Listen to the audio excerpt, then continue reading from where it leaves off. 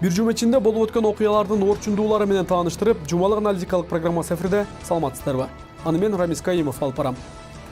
Бул жумада чубактын кунундай созулган жылуулуу электр борборундагы чуулганды окуя дагы талкууга алынды. Анда бир канча премьер-министрлер, директорлор жана министр сыяктуулардын айыбы болуусу мүмкүн экендигин депутат комиссия кыйытты. Талкуу келерки аптада да уланып, айыпкерлердин ат-аталары дагы айтылды. Азырынча күнөөлүү делген шек менен алдыңкы атка минерлер темир торго убактылуу камалса, дагы кимдер камалат деп кулак түргөндөр көбөйдү. Ал ортодо өкмөт башчы Мухаммедкалый Абулгазиев алгачкы иш сапары менен Ош менен Жалал Абад облустарынан баштады. Чартердик рейс эмес, жүргүнчүлөр менен кошо учуп келгендиги колдоого алынып, социалдык желектерде заматта элибизге инчилеп берген чиновник дешип, аны үнөмчүл экендигин айтып бүтпөй калышкан. Бирок көп өтпөй эле жалгыз премьерди коштоо үчүн тизилген кортежи төө ашууну ашып ашыкча чыгым менен келгендиги башка жактан байкала калып, элдин саат мурда мактап жаткан үмүтүн заматта жокко чыгара койду. Дагы бир окуя катары кыргыз эли сыймыктанып, бизден чыккан учкуч деген Салижан Шарипов бул ирет канкор атыккан Кадыржан Батыровду коштоп чыга калгандыгы сынга алынууда. Анткени Ош Жалал Абадтагы кандуу окуянын негизги күнөөкөрү деп дал ошол Кадыржан Батыров экендиги соттук териштирүүлөрдө далилденген. Апта ичиндеги ушул сыяктуу окуялар туурасында кыскача жума хроникасы токтолуп өтөт.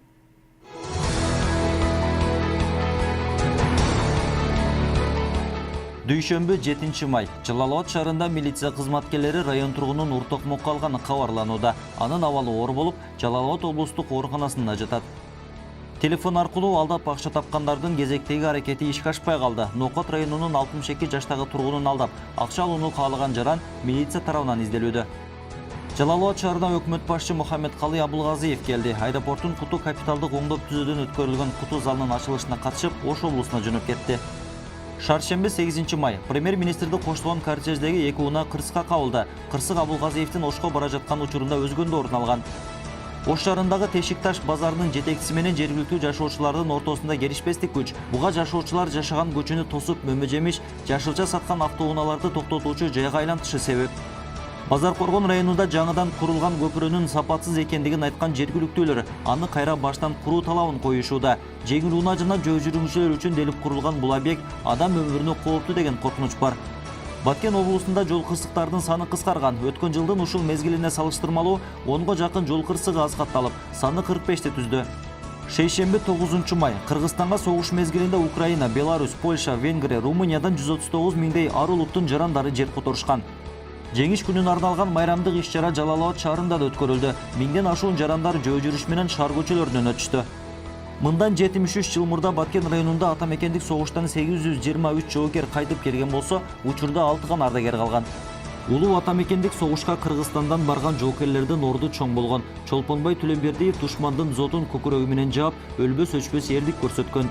Бейшемби 10 май автобекетте 19 жаштагы баланын бычакталышы коомчулукту сестентти. Базар Коргон районунда орун алган окуя боюнча жергиликтүүлөр тартип сакчыларын жана тез жардам кызматтарынын шалаакылыгына күбө болушканын ачык айтышууда. Баткен шаарындагы таштандылар үчүн 25 гектар аянттагы жер тилкеси бөлүнүп берилди. Базар Коргондо келген комиссияны кой союп сыйлабаган мектеп директору кызматтан алынган. Буга райондук жетекчилер кызыктар болгон. Ош шаарындагы жапалак унаа базары ай сайын 2 миллион 200 миң сом кымтып алат. Мындай маалыматты интернет сайттары жарыялады.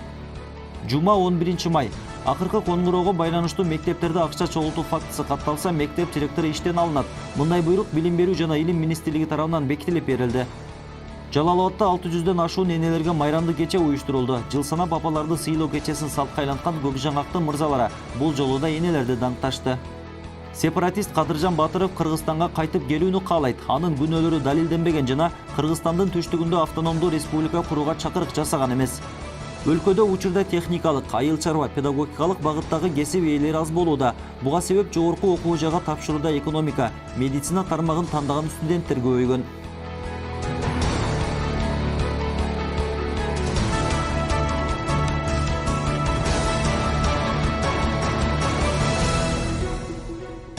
Бул жума башында Жалал Абад Ош шаарлары күндөгүдөн өзгөчөлөнүп, көчөлөр жуулуп, тазаланып калды. Чоң чиндүү бүрөгелери белгилүү болуп турду. Көпчүлүк окуяны айттырбай эле баамдап сезишти. Анткени Т. Акаевдин маалынан тарта эле белдүү чиновниктин кыдыруусу башталганда дал ушундай көз боемочулуктар орун ала берип жатат болгон. Айрыкча Жалал Абадтын жолдору кадимки самындалып жуулгандай тазара калды. Күн мурунтан даярдыктар көрүлүп, жергиликтүү жетекчилердин жагалданган жагдайлары даана билинди. Анан кантсин байкуштар. Облустагы өкүлчүлүк деген бийликтин бутагы көзгө көрүнүктүү иш кылганы байкалбагандан соң, жок дегенде келген кеткендерге жагынып кызмат ордун сактап калбаса, башка чарасы да калган эмес. Ош Жалал-Абадтын жетекчилерин чакчалекейге түшүрүп, каттуу аракеттер менен тосулуп алынган чиновник болсо, жакында эле шайланган өкмөт башчы Мухаммедкалый Абулгазиев болуп чыкты. Дүйшөмбү күнү дүңгүрөгөн шан шөкөт менен келгени жалпыга маалымдоо каражаттарынан тааныбаган адамга да белгилүү болуп калды. Ар бир 100 метр аралыкка чейин милиция кызматкерлери тизилип, Ош менен Жалал-Абадтын трассалары формачандар менен кооздолду. Күн сайын кылмыштуулук менен күрөшүү аракетин көрүүчү күч кызматы бул күнү жолду кайтаруу менен гана убактысын коротту. Кызыл шапкечендерде күндүн ысыгына карабай жолдо жөн турган жок. Ушундай эски система менен келип кеткен чиновниктерди күнгө башы какталган сайын ичинен сөгүп чыкса керек. Абулгазиевдин келүүсү алгач социалдык тармактарда кызуу талкууга түшүп, эл менен чогуу учат экен деген таң калыштуу сөздөрү айтылып турду. Эл менен учпагандай чиновниктер башка планетадан алынып келинген адам беле. Эл менен чогуу учпаган чиновниктерге таң калуу керек болот. Бирок элдин мактоосу өкмөт башчыга толук болбой калды.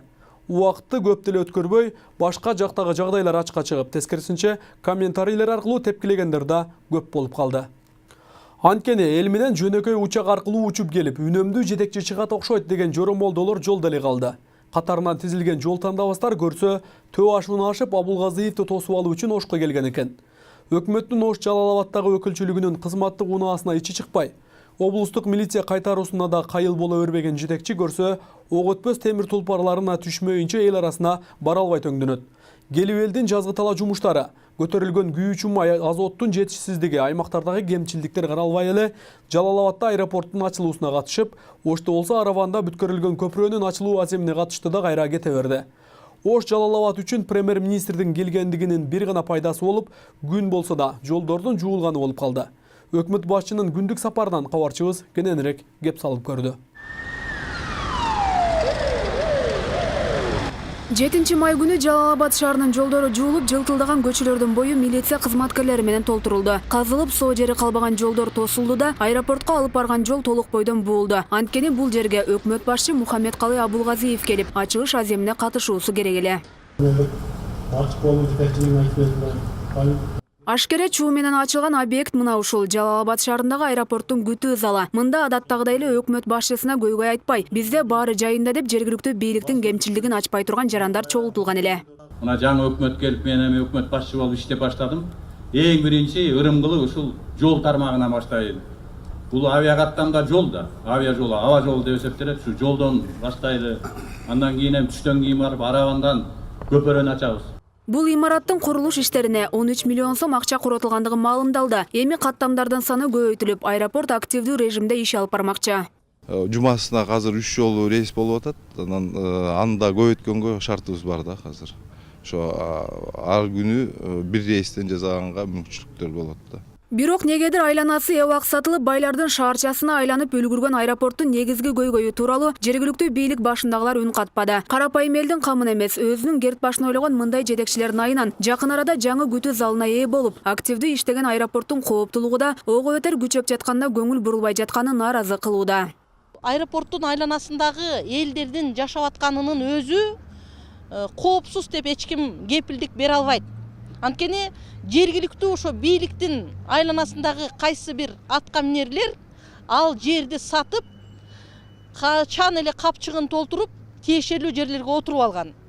Анткени аны карапайым эл күскүнөн өзүн көргөндөй көрүп турат. Бирок эч качан мына ушул өкмөттүн башчысы келгенде, же болбосо өкмөттүн бир тиешелүү адамы келгенде жакшынакай бир картинаны көрсөтүп, чыныгы картинанын өзү сыртта калып кетип атат. Муну 7 каналда мына өзүңөр деле бир канча жолу берсеңер деле майнап чыкпай атканын өзү ошондо. Анткени аэропортко келип аткан самолет канча жолу учуп, кээ бир кичине бир ала булут каптаган күнү аэропортко келип самолет конбой деле калат. Анткени мен өзүм деле сыртка көп чыгам. Келип калгондо эмнеге үчүн Ошко учабыз башка, бирок Жалал-Абадтын ичиндеги аэропорттун мен ойлойм башка жака бир көчүрүш керек. Же болбосо ошо айланасындагы коопсуздукту толук канагаттандыра турган, элге коопсуз боло турган деңгээлге алып келиш керек да. Ал эми түнү менен жылтылдатууга жан өрөлгөн Жалал Абад шаар болсо ар дайым бүгүнкүдөй болуп турушун жергиликтүүлөр көксөрүн бийлик ээлери билсе гана. Бишкектен бирөө келгенде гана шымалана жол тазалап чыга калып, көз боемочулук кылбастан чын ыклас менен иштеген жетекчилерге Жалал Абад эли качан жетишет дешет тургундар. Бүгүнкү көрүнүшкө күбө болуп туруп, аңтаң калышканын жашырышпады. Эл айтып атат, бир күндө тазалап, айналап жүрүп турга деген сөздөр болуп атат. Бирок андай болбош керек. Ошондой болсо эле иш жүрдү эмес да. Постоянный ушундай иштей бер. Ар дайым күнүгө ушундай болсо гана ошондой эл айтат. Жергиликтүү бийликтин жасакерленген аракети коомчулуктун сынына кабылса, экинчи тараптан премьерди коштогон кортеж көпчүлүктүн көңүлүн бурду. Анткени айрым интернет сайттары ишенимдүү булактарга таянуу менен кортеждеги 2 унаа кырсыкка кабылды деп жарыялады. Бул маалымат боюнча бир да расмий орган дароо түшүндүрмө берген жок. Туура бир сутка өткөн соң гана Ош облустук милициясы кырсыкка учураган унаалардын кортежге тиешеси жоктугун билдирди. Кортеждердеги унаалардын санынын көптүгү өтө бир ыңгайсыздыкты пайда кылып атат. Экинчиден ошол жогорку ылдамдык. Анан ага жараша эгерде биздин жанагы мына райондор аралык жолдорубуздун дагы ошол кеңдиги бир шартка мындай талапка жооп бергенде бул кырсыктын бул табакелчилиги азыраак болмок да. Премьер-министрлик кызматка келгенден тарта алгач ирет сапарга келген өкмөт башчы учакта башка жүргүнчүлөр менен чогуу учканы интернетте кызуу талкуу жараткан. Көпчүлүгү бул кадамын алкап бүтө албай жатышкан болчу. Бирок эл менен биргебиз деген пикир калтыргысы келген премьерди коштоо үчүн кортеж Төө ашуу аркылуу Бишкектен келип, аны күтүп алаары таң калтырды. Кортежи Бишкектен коштоп келген ал эми туура эмес деп ойлойм. Ушунчолук элди сүйүнтүп самолет менен экономикасындай эл менен эле кошо учуп келгенден кийин акырына чейин эл менен эле жүргөнү жакшы. Анын коопсуздук үчүн балким ошону алып келишкендир. Эми алга мен каршымын. Элдин арасында азыр аларга мындай каршы аларга бирдемке жасай бере турган деле эми жок болуш керек деп ойлойм. Бул багыттагы пикирлер интернет айдыңында да козголду. Абулгазиевдин башкалар менен чогуу учакта келиши өзүн пиар кылуу максатында болгону тынымсыз айтылууда. Жаңы премьерге кошомат кылгандар кечээден бери анын рейстеги учак менен Ошко учканын айтып бүтө алышпай жатышат. Биринчиден, илгертен бери эле премьерлер рейстеги учак менен эле жүрүшчү. Экинчиден, алар учак менен кеткени менен кортежин токтогул аркылуу жиберишип, Оштун аэропортунан тостуруп алышчу. Коомдо мурдатан эле атка минерлерди коштогон кортеждин кереги жок деген пикирлер байма-бай айтылып жүргөн. Анткени бул ашыкча чыгымга алып келсе, экинчи тараптан кортеж өтө турган жолдогу кыймыл токтоп, кадам сайын көзөмөл жүргүзүүчү кызматкерлер турат. Мисалга алсак, Абулгазиевдин алгачкы сапарында Оштон Жалал Абадка чейин милиция кызматкерлери тизилип турду. Кылмыш изилдөө менен алектенчү болгон органдын бир күндүк жумушу премьердин кортежин күзөтүү менен жыйынтыкталды. Атка минерлерди кортеждер коштоп жүрүүсүнө каршымын да.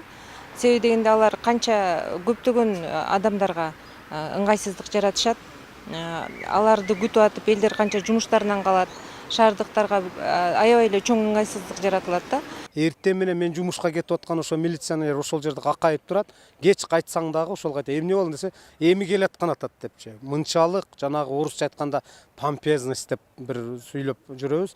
Мынчалык бир жагы ошол жасакерликтин деле, кээде ошол жергиликтүү бийликтер мына артык кылам деп тыртык кылган учурлар аябай көп. Бир жаңылыктарды киргизебиз, бир азыр реформалык өзгөрүүлөрдү киргизебиз деп аткандан кийин муну бир ошо жет ойлоп бир чечип, эң ириде ошо үнөмгө барып, бүгүн жанагындай ашыкча шаан шөкөт баягы коштоолорду азайтуу учурдун талабы болуп турганда бул талашсыз. Эми коомчулуктун талкуусуна алынган кортеж маселеси токтойбу деген суроо турат. Элдин көз карашынан улам эле кызматтагылар коштогон унаалардан баш тартып салары да күмөн. Бул да эски чиновниктерден калган эски адат катары бааланууда. Бир жол тандабастын бир күндүк чыгымында чиновниктер өз чөнтөгүнөн төлөбөйт. Баары өлкө бюджетинен алынаары белгилүү.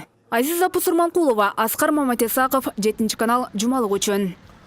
Өлкөдөгү мыйзамдуулуктан качып кутулган атка минерлердин катары суюлбай, тескерисинче арыбып барууда. Кылган күнөөсүн мойну менен тартуудан корунгандар сырттан баш паник табып жан сактоодо. Алардын сап башында кадимки канкор саналган Кадыржан Батыров да бар. Тынч күн кечирген эки улуттун ортосуна бүлүк салып, канчалаган балдарды атасынан айрыса, бири канча эненин жүрөк оорулуу кылып, көкүрөк күчүктөрүнүн көргүз кылган. Бул окуяны эл унутуп ынтымакта жашап жатканы менен Батыров сыяктуу күнөөкөрлөрдүн жазасыз басып жүргөндүктөрүн кечиришпейт. Кече жакында эле эл сыймыктанган учкуч Салижан Шарипов кайра кыргыз жергесине келүүнү самайт деп сепаратисттин кезектеги адвокаты болуп чыга келди. Салижан Шарипов өз мекенинин баатыры деген наамга татып, элдин сыймыктуу уулу экендигин эч ким эсинен чыгарбайт. Бул адамды жерге эмес асманга уча турган жүрөк менен тарбиялап өстүргөн мекени да Кыргызстан экендигин таанууга болбойт. Бирок кыргыз эл баатыры бир гана космосто эмес, өлкөнүн ар бир жүгүндө баатырлыгын көрсөтүп турушу керек. Кыргызстандын чыккынчысы да Салижан Шарипов үчүн да чыккынчы катары кабыл алынуусу шарт. Анткени Батыровдун күнөөсү далилденип, соттон өмүр бою сыртынан эркинен ажыратылган. Учкуч Шарипов болсо өлкөнүн мыйзамы менен соттун чечимин сыйлоосу керек болот. Анткени жаманбы, жакшыбы башка элдер бизди баш мыйзам менен жашаган мамлекет катары тааный тургандыгын Шарипов башкалардан караганда жакшыраак билсе керек. Ушул тапта Кадыржан Батыровдун атын укканда өзбек кыргыз эли бирдейинен чагымчыл сепаратист адамды көз алдына элестетишет. Бирок бул пикирди эске албаган кыргыз эл баатыры эмнегедир Кадыржан Батыровго жан тартып келет. Эгер ушул ойлорунан артка кайтпаса, элдин баатыры наамын да кайтарууга туура келери көтөрүлүүдө. 8 май күнү согуш ардагерлерин куттуктоо үчүн Бишкек шаарына келген Салижан Шарипов өлкөдөгү Кактус медиасына ачылып маек курган. Анда жыйынтыктап жатып, Батыровго ара ачы түшкөндөй кеп салып, Кыргызстанга кайтып келерин да кыйыткан. Кыргызстандын баатыры сепаратист Батыровго кантип жан тартууда кабарчыбыз кызыгып көрдү. Daryo bo'lib chiqaylikchi, daryoga kim bas kela olar ekan? 2010 жылдагы июнь окуяларынын келип чыгышында Кадыржан Батыров жана анын тобунун түздөн-түз тиешелүү экенин билбеген Кыргызстанда эч бир жаран болбосо керек. Батыров дал ушул улут аралык кагылышууну уюштургандыгы үчүн сыртынан болсо да соттолуп өмүр бою эркинен ажыратылган. Бирок Кыргыз Республикасынын жана Россия Федерациясынын баатыры космонавт Салижан Шарипов Кадыржан Батыров тууралуу дагы бир күтүүсүз билдирүү жасады. Кадыржан Батыровдун мага айтымында, ал Кыргызстандан 2010 жылдын май айынын башында чыгып кеткен. Ал апрель айындагы митингтерге катышканын, бирок эч качан өлкөнү бөлүп жарууга жана автономия түзүүгө чакырык жасабаганын айтууда. Батыров жогорку кеңешке жана прокуратурага кат жолдогон, видео тасмалар жана экспертизалардын жыйынтыгында берген. Бирок жооп берилген эмес. Кадыржан Батыров Кыргызстанды өзүнүн мекени деп билет, кайтып келүүнү каалайт жана үмүт кылат. Бирок күтүлгөндөй эле Шариповдун бул билдирүүсү коомчулук тарабынан терс кабыл алынды. Сепаратист Батыров сөзүн Салижан Шарипов аркылуу сүйлөп жатат деп баамдагандар. Бул көрүнүшкө өлкө жетекчилиги олуттуу мамиле кылышы керектигин айтышат. Эң эле биринчи кезекте Шариповго берилген Кыргызстандын баатыры наамы кайра жокко чыгарылышы талап кылынат. Салижан Шарипов бул ошун Кыргызстанга кирбей турган кылыш керек. Бул кимди колдоп атат? Кадыржан Батыров экстремист, өзбек кыргыздардын канчасын канын төгүлгөн. Булдан ошон шериги деп эсептейбиз да буну анын берген ошо жогору даражадагы геройлорду алыш керек. Ал биздин элибиз үчүн ниети кара. Ал эми Батыровдун Кыргызстанга кайтып келишине түздөн-түз нааразы болбогондор да бар. Бирок келгенде күнөөсүз адамдай болуп акталып эмес, сот чечимине ылайык түрмөгө отурушу керек деп билишет. Эгер келе турган болсо, өзүнүн жазасын алып, ушу тетеги жакта барып, ошол жерде жазасын өтөш керек. Ошондо эл алдындагы өзүнүн кетирген катачылыктарын алиги биздин ушу кыргыз элинин өлгөн балдарынын кунун төлөп чыгат ушул жакта. Мен ошондой деп ойлойм. Бул жака келгени кыргыз элине дагы, өзбек элине дагы туура эмес деп ойлойм.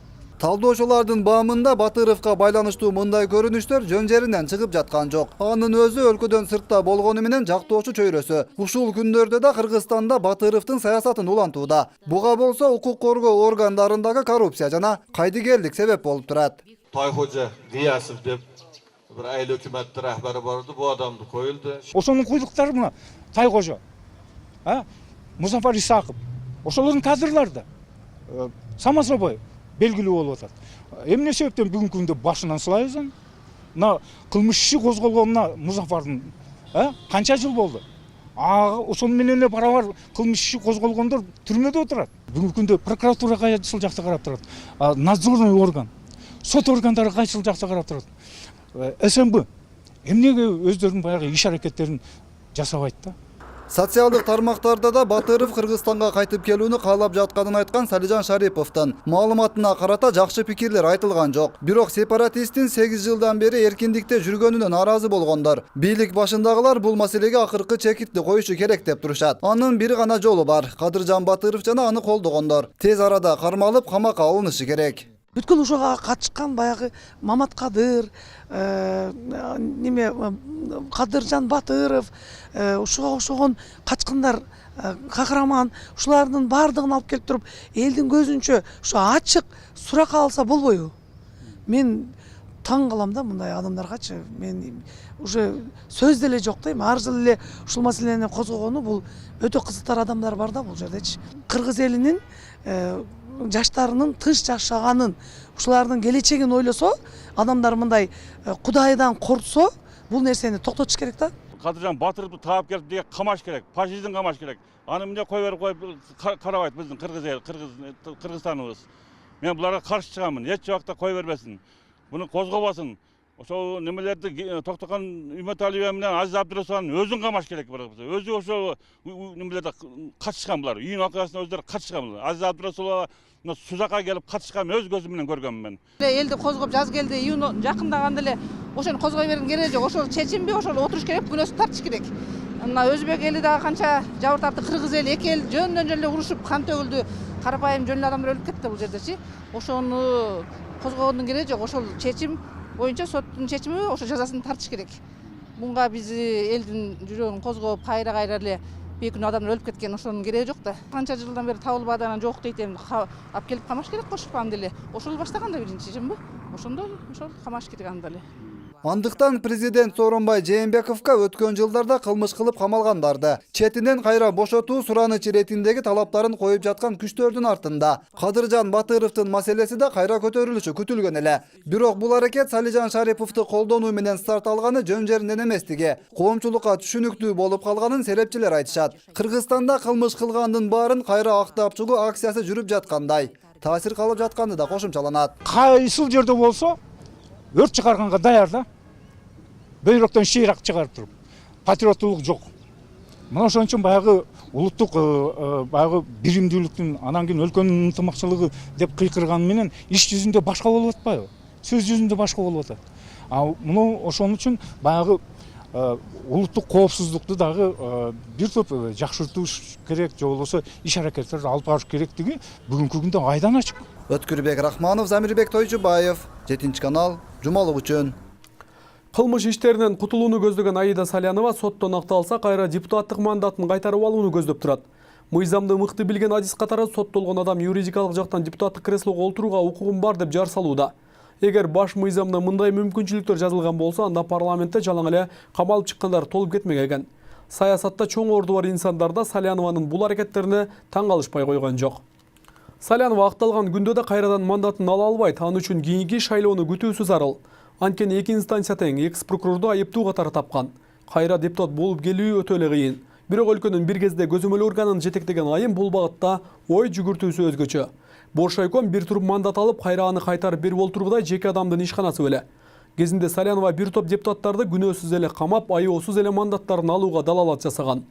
Ал эле эмес, соттук кароолоолорго чейин кийлигишкени ушул учурларга чейин айтылып келет. Ачык коррупционерлерди соттобой, тескерисинче кээ бир саясатчылардын жеке кызыкчылыгына курмандык кылып тургандыгын саясий байкоочуларда эмес, карапайым адамдарга да белгилүү болуп турган. Бирок жашоонун өзү бумеранг сыяктуу бир кездеги өкүмзордугу көп өтпөй өз башына түшкөндө адилетсиздик тууралуу кеп сала баштады. 3-4 жыл мурда бул айым кайда жүрдү болду экен? Мыйзам бузуучулук мында турсун, жолдо бара жатканда унаасын токтото койгон үчүн инспекторлорго чейин кылмыш ишин козгоп, кадимки түшпөс прокурор атыгып калбады беле. Ошол кезде Батукаевди чыгарып, белгилүү саясатчыларды болбогон эле күнөө менен камап олтурганы кантип элдин эсинен чыксын. Чын-чынына келгенде кыргыз саясатчыларынын 2-3 жүзү, анан 2-3 көзү бар. Анан мүнөзү да өзгөчө. Өздөрү бийликте олтурганда башка нукка өзгөрөт да, оппозиция тарапка өткөндө тескери багыт менен сүйлөй калышат. Кезинде өзү түптөп, өзү өзгөртө албаган прокуратурадагы былыктар эми Саляновага келгенде эле өзгөрүп калмак беле. Бөркүн ал десе баш кескен башкы прокурор учурда өзү жайган сыйыртмакка өзү түштүбү деген суроолор көп. Толугураак кийинки материалда сөз болот. Кече күнү сот отурумунан кийин Аида Салянова эгер акталса депутаттык мандатын кайра кайтарып алууга үмүт артып тургандыгын билдирди. Бул коомчулукта түрдүү пикирлерди жаратты. Сиздин депутаттык мандатыңызды кайрып алганга мүмкүнчүлүк болобу юридикалык жактан? Юридикалык жактан мындай мүмкүнчүлүк ачылат. Бул туура эмес. Алдын ала соттун чечими чыга элек деле мен мандатымды кайтарып алганга мүмкүнчүлүгүм бар деп атпайбы. Бул соттун чечимине алдын ала анализ кылганда, же сот бийлигине болгон үстөмдүк, же болбосо туура эмес болуп калат. Биринчи жолу Аида Салянова мындай бир ишенимдүү айтып атат. Бул кайсыл нормага туура келет, конституциянын кайсы жеринде жазылган, мен түшүнбөй турам да. Мындан тышкары мурдагы прокурор айым карапайым элге бекер юридикалык жардам бере турган долбоор баштаганы жатканын билдирип, өз укугун жакшы билгендер куугунтукка кабылып жатса, катардагы адамдар жардамга андан бетер муктаж деди. Аида Салянова карапайым элдин укугун коргоп, мындан ары тиги карапайым деп бул өзүнчө эле бир кандайдыр пиар компания болуп атат да, өзү прокуратурада иштеп жүргөндө, юстицияда иштеп жүргөндө эмне үчүн коргогон жок элди? Эч качан Аида Салянова ошо укуктарды коргойт дегенге мен такыр ишене албайм. Аида Салянова баш прокурор малында Камчыек Ташиев, Садыр Жапаров, Ахматбек Гелдибеков, Нариман Төлеев сыяктуу парламенттин бир катар активдүү депутаттары камалган. Депутаттарга иш козголо турган убакта кылмыш ишин мен козгойм. Ал мыйзамда так жана даана жазылган. Башкы прокурор Аида Жеңишбековна Конституциянын нормасын бузуп, Уголовный кодекстин нормасын бузуп, депутаттарга кылмыш ишин козгоп атканын мен 20 күндөн бери какшап айтып келатам. Эч кимиңер көңүл бурбасаңар, бул маселе мага тийиштүү эмес деп турсаңар, башкы прокурор бул жерден туруп айтып атат, дагы мен депутаттарга кылмыш ишин козгойм деп атат. Аида Жеңишбековна, сиз азыр айттыңыз парламентке, вы превышаете свои служебные полномочия деп. Мен айтып коер элем, сиз действительно превышаете свои полномочия. Бул күндөрдө өтөт, башка күндөрдө келет. Ар бир адам жасаган ишине, кылган аракеттерине мыйзамсыз жооп да бере турган күн келет. Буга чейин бир топ депутаттарды Салянованын колу менен мыйзамсыз иш козгогон. Өзүңөр билесиңер. Камчыек Ташиев, Талант Мамытов, Садыр Жапаровка, андан кийин Келдибековка. Мисал үчүн Ташиевди, Садыр Жапаров, Талант Мамытовду эмени бийликти тартып алам дегендик. Бийликти 3 депутат өздөрүнөн өздөрү тартып алмак беле. Ошондо дагы мыйзамды аттап туруп, карабай туруп, заказ менен ушул Аида Салянованын колу менен соттоп таштаган. Башкы прокурордун мыйзамсыз аракеттерин токтотуу, аны алдын алуу боюнча мен иш алып баргам. Абдан көп иш алып барып, мындай Аида Салянова менен ошондо күрөшкөм. Анын мыйзамсыз кабыл алган токтомдорун таап, анын мыйзамсыз экендигин айтып элетим болбостон, ошондо Аида Салянованын өзү хан, өзү бек болуп, көзүн май басып турган учур болчу. Мен анын токтомун сотко берип, Октябрь райондук соттон уткамын. Андан соң шаардык соттон да уткамын. Андан кийин жогорку сотко кеткенде, жогорку соттон бул маселени Аида Салянова өзү түздөн-түз кийлигишип, маселени басып койгон. Азыркы учурда мурдагы башкы прокурорлор тарабынан адилетсиз камалып, акыйкатсыз жүргөн сот чечимдерин кароо талабы коюлууда. Андай болгон күндө Аида Салянованын тушундагы бир топ чулгандуу иштер да кайра каралып, баа берилиши шарт экенин саясатчылар айтышат. Лицензия берүү жөнүндөгүсү мен кылмыш деп эсептебейм. Бирок Аида Салянованын өтө оор кылмыштары бар. Анткени ал саясий буйртмалардын баарын аткарып, саясий лидерлерди, мындайча айтканда саясий лидерлердин очокторун баарын тең каматып, мына ошо чоң ири зыян келтирди коомчулукка. Муну моюнга алыш керек Аида. Анткени Аида ачык айта албайт. Себеби мен буйртманы аткардым десе, анда өзү башкы прокурор болуп туруп, өзү кылмышкер болуп атпайбы? Бирок муну коомчулук ар дайым алып чыгыш керек дагы, муну жоопко тартыш керек. Ал эми кече жакында өткөн мезгилдин президенти аталган Роза Отунбаева Аида Салянованын сот иши боюнча президентке кайрылуу жасады.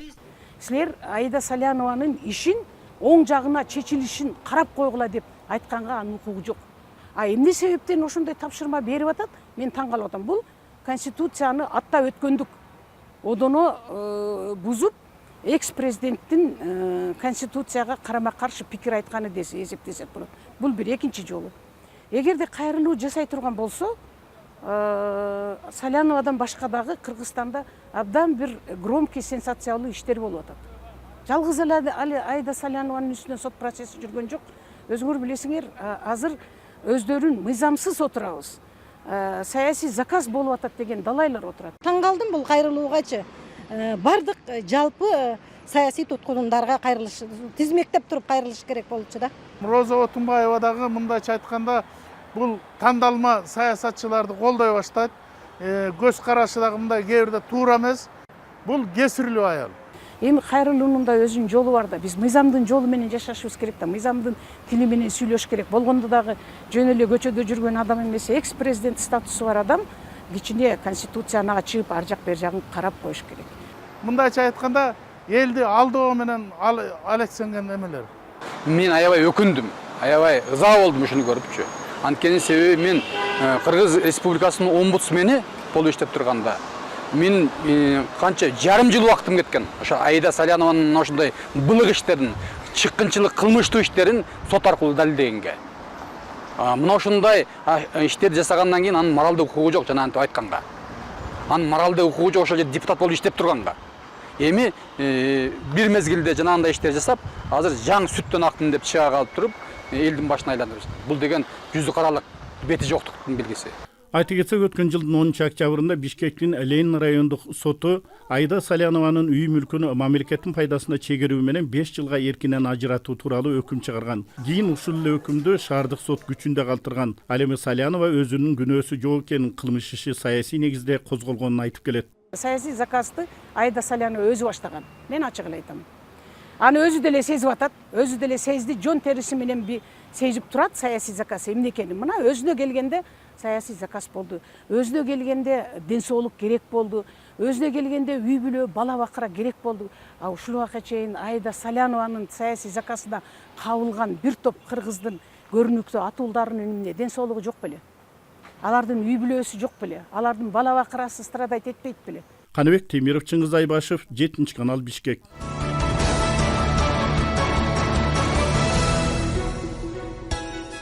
Сиздер бир жума ичинде топтолгон орчундуу окуяларга ортоктош болдуңуздар. Ушул жана башка маалыматтарды 7 канал менен гана күзөтүп туруңуздар.